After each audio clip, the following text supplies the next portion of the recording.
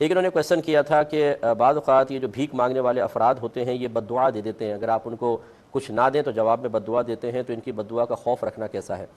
دیکھیں بالکل بے خوفی رہنی چاہیے، یہ بیجا بد دعا ہے، اس طرح کی کوئی بد دعا قبول نہیں ہوتی۔ نبی کریم صلی اللہ علیہ وسلم نے مظلوم کی بد دعا سے بچنے کا ضرور فرمایا، یہ مظلوم نہیں تو بہت بڑے ہمارے معاشرے پر ظلم کرنے والے افراد ہیں کہ یہ کھاتے پیتے ہوتے ہیں، ان کے پاس بہت پیسہ ہوتا ہے، لیکن یہ اپنے بچوں کو بھی، آنے والی نسلوں کو، اتنے سے بچے جو ابھی پیدا ہوئے ہیں انہیں بھی روڈ پر ڈال دیتے ہیں، بھیک مانگنے پر لگا دیتے ہیں، یہ پیشہ ور بھکاری ہیں۔ اور میرے آقا صلی اللہ علیہ وسلم کے فرمان ذیشان کے مطابق جو بغیر ضرورت کے دستے سوال دراز کرے، یعنی کسی سے کچھ طلب کرنے کے لیے ہاتھ بڑھائے، یہ کل بروز قیامت اس طرح آئے گا کہ اس کے چہرے پر گوشت نہیں ہوگا، یعنی اللہ تبارک و تعالی شدید ناراض ہوگا۔ اور یہ مسلمہ اصول ہے کہ جب نبی کریم صلی اللہ علیہ وسلم کسی عمل پر آخرت کی کوئی وعید یا عذاب بیان فرمائیں تو وہ گناہ کبیرہ ہوتا ہے۔ اس کا مطلب ہے یہ گناہ کبیرہ کر رہے ہیں۔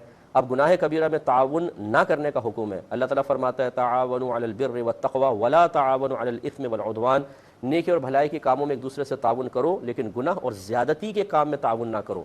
تو آپ تو گویا کہ اللہ تبارک و تعالیٰ کے حکم پر عمل پیرا ہونے کی سعادت حاصل کر رہے ہیں، اور وہ اس لیے بد دعا دے رہا ہے کہ آپ شریعت پہ چل رہے ہیں۔ تو آپ خود سوچئے کہ جو خود گناہ کبیرہ کر رہا ہو اور پھر سامنے والا شریعت پر چلے اور یہ اسی کو بد دعائیں دے تو کیا اس کی بد دعا کا کوئی اثر ہوگا؟ نہیں، بلکہ خود یہ مزید گناہ گار ہوگا اور اپنی آخرت کی بربادی کا پہلے سامان کر رہے ہیں، مزید سامان ہو جائے گا۔ اس لیے اس قسم کے لوگوں کی بد دعا کا کوئی خوف نہ کریں، بالکل 0% بھی خوف نہ کریں۔